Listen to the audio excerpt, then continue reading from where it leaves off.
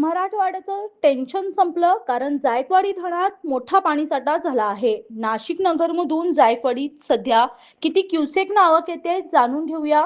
आज 2 ऑगस्ट 2026 सायंकाळी 6 वाजेचे अपडेट आले आहेत.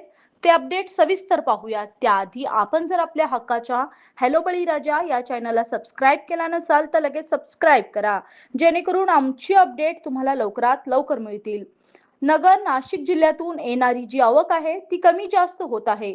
सकाळी 6 वाजता ही आवक वाढली होती, पण सायंकाळी 6 नंतर यात घट झाली आहे. सायंकाळी 6 वाजता आलेल्या अपडेटनुसार जायकवाडीचा एकूण पाणीसाठा हा 91.14 टीएमसी इतका झाला आहे. तर यातील जिवंत म्हणजे उपयुक्त पाणीसाठा हा 65.8 टीएमसी इतका आहे. सध्या नाथसागर धरणात 32,931 क्युसेकनं आवक जमा होत आहे. सकाळी 6 वाजता ही आवक 57,266 क्युसेक इतकी होती. यात आता 25,000 घट झाली आहे. सध्या उजव्या कालव्यातून माजलगाव धरणासाठी 1200 क्युसेकनं विसर्ग सोडला जात आहे, तर डाव्या कालव्यातून 700 क्युसेकनं विसर्ग सुरू आहे. एकूण धरणातून 1,900 क्युसेकनं विसर्ग सोडला जात आहे. जायकवाडी धरणाबाबत एक मोठी अपडेट समोर येत आहे. धरणातून कोणत्याही क्षणी दरवाजे उघडून पाणी गोदावरी नदीपात्रात सोडण्यात येणार आहे.